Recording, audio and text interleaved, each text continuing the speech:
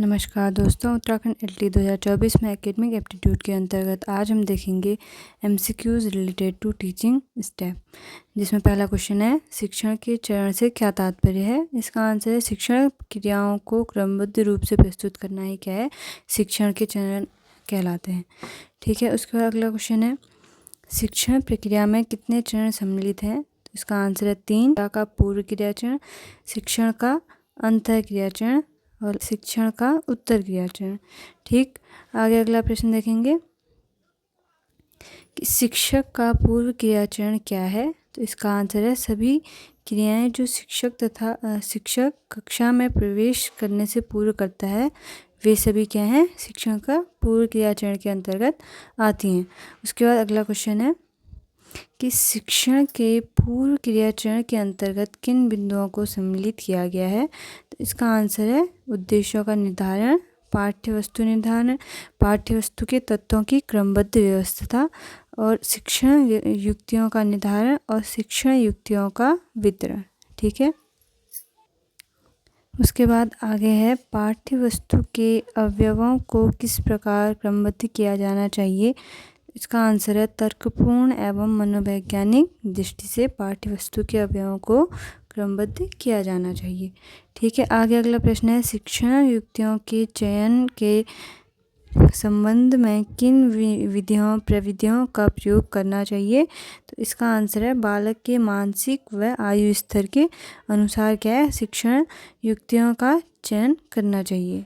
ठीक है, उसके बाद आगे अगला प्रश्न है कि शिक्षण के अंतः क्रिया चरण से क्या तात्पर्य है। तो इसका आंसर है वे क्रियाएं जिन्हें शिक्षक कक्षा में प्रवेश करने से पाठ्यवस्तु प्रस्तुत करने तक करता है, वे सभी क्या हैं, शिक्षण के अंतः क्रिया के चरण के अंतर्गत आते हैं।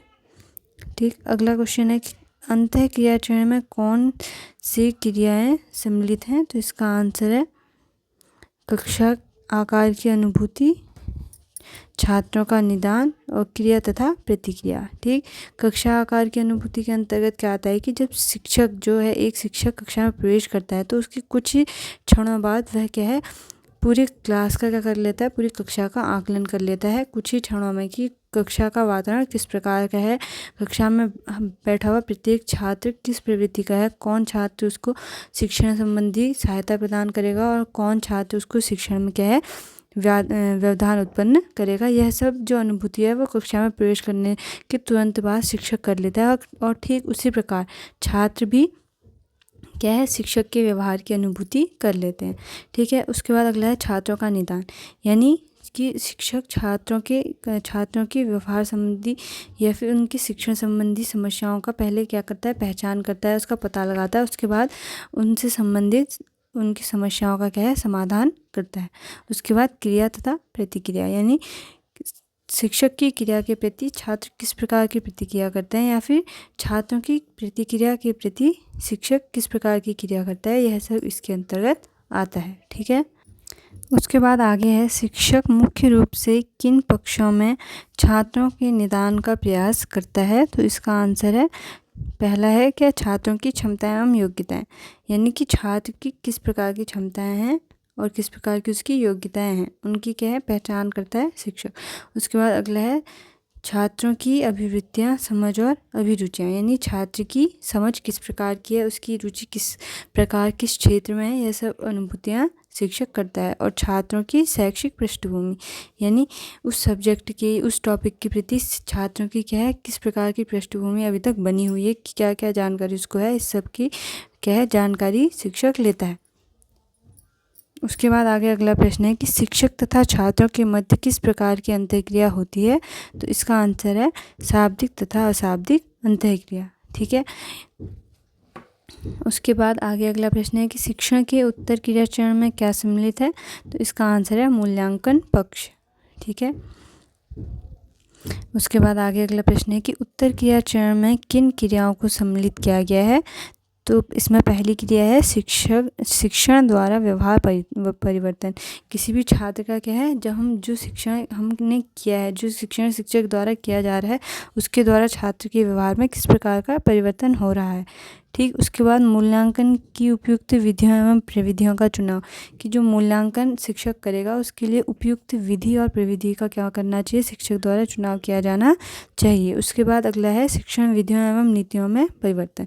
जब मूल्यांकन समाप्त हो जाता है उसके बाद शिक्षक को क्या करना चाहिए, अपनी वे विधियाँ वे नीतियाँ जिनका उचित उपयोग वह नहीं कर पाया, उन विधियों में उन नीतियों में क्या करना चाहिए, उसे परिवर्तन करना चाहिए। ऐसी विधियों और नीतियों का चुनाव करना चाहिए जो छात्र की समझ में क्या है, सरलता से आ जाए, छात्र के हित में हो। ठीक, आगे अगला प्रश्न है कि मूल्यांकन हेतु शिक्षक को किस प्रकार की परीक्षाओं का चयन करना चाहिए। तो जो शिक्षक है उसे विश्वसनीय तथा वैध परीक्षाओं का करना चाहिए, चयन करना चाहिए। ठीक, आगे अगला प्रश्न है कि विद्यार्थी के व्यवहार परिवर्तन के मूल्यांकन के साथ शिक्षक और किसका मूल्यांकन भी करता है। इसमें क्या है, अपनी शिक्षण विधि, यानी उसकी शिक्षण विधि किस प्रकार की थी, क्या उसकी शिक्षण विधि उपयोगी है या नहीं है, इसका मूल्यांकन भी शिक्षक करता है। उसके बाद अगला प्रश्न है कि शिक्षण के सूत्रों से क्या तात्पर्य है। शिक्षण सूत्र वस्तु को कहाँ से आरंभ किया जाए तथा लक्ष्य को प्राप्त करने हेतु किस दिशा में अग्रसर हुआ जाए का ज्ञान कराता है। ठीक है, उसके बाद अगला प्रश्न है कि शिक्षण सूत्रों के जनक कौन हैं। तो इसका आंसर है हर्बर्ट स्पेंसर। ठीक है, उसके बाद आगे अगला प्रश्न है कि शिक्षण शास्त्रियों ने कितने शिक्षण सूत्रों का प्रतिपादन किया है। तो इसका आंसर है 10। यानी ज्ञात से अज्ञात की ओर का क्या तात्पर्य है कि ऐसी जो जानकारी जो छात्र के लिए क्या है, ज्ञात है, जो जिसके बारे में उसको पहले से पता है, उस जानकारी से अज्ञात जानकारी की ओर छात्र को ले जाना। ठीक, उसके बाद सरल से कठिन की ओर, यानी किसी भी जो टॉपिक हम स्टार्ट कर रहे हैं उसको सरल से कठिन की ओर ले आना। यानी जो सामान्य जानकारी, सरल जानकारी है, पहले इस छात्र को उससे अवगत करना, उसके बाद कठिन की ओर ले जाना। उसके बाद है संपूर्ण से अंश की ओर, यानी जैसे हम एग्जाम्पल के लिए लेंगे तो संपूर्ण से अंश की ओर, यानी जैसे हम साइंस में किसी टॉपिक को पढ़ा रहे हैं, जैसे माना हमने मानव को पढ़ा रहे हैं, तो पहले क्या जो छात्र है उसको पता होना चाहिए कि ये मानव है, मानव के क्या है, हाथ पैर सर मुंह ये सब होता है। ठीक है, ये क्या है, उसके लिए एक सामान्य जानकारी, संपूर्ण जानकारी, पूरी जानकारी है। तो उसके बाद उसको अंश की ओर ले जाना, यानी अंश की ओर, यानी उसके बाद छोटी छोटी जानकारियों से जोड़ना, जैसे कि फिर उसको बताना कि जो मानव शरीर है वो अंग तंत्रों से मिलके बना है, फिर जो अंग तंत्र हैं वो अंगों से मिलके बने हैं, फिर यानी कोशिका की ओर ले जाना, यानी छोटी की ओर ले जाना, संपूर्ण से अंश की ओर ले जाना, और स्थूल से सूक्ष्म की ओर ले जाना भी उसके अंतर्गत ही आता है। प्रत्यक्ष से अप्रत्यक्ष की ओर ले जाना, यानी ऐसी जो वस्तु, ऐसी जो जानकारी जो छात्र के लिए क्या है, प्रत्यक्ष है, उसके आंखों के ठीक सामने है, उससे उसे अप्रत्यक्ष की ओर, इमेजिनेशन की ओर ले जाना। ठीक, ऐसी जानकारी जो उसके आसपास है उससे उसको अप्रत्यक्ष की ओर ले आना। फिर विशिष्ट से सामान्य की ओर ले जाना, फिर अनुभव से तर्क की ओर ले आना, यानी छात्र को किसी जानकारी का जो अनुभव हुआ है, ठीक है, उससे उसे तर्क की ओर ले आना, कि उसका जो अनुभव है वो किस लॉजिक पे बेस है, यानी किस तर्क पर आधारित है, उससे उसको अवगत कराना। ठीक है, उसके बाद आगे है विश्लेषण से संश्लेषण क्यों, यानी किसी भी जानकारी को पहले छोटे छोटे भागों में पढ़ाना, उसके बाद उन छोटी छोटी जो जानकारी है उनको एक साथ जोड़ के उनको बताना। ठीक है, उसके बाद मनोवैज्ञानिक क्रम से तार्किक क्रम की ओर ले आना, अनिश्चित से निश्चित की ओर ले जाना। ठीक है।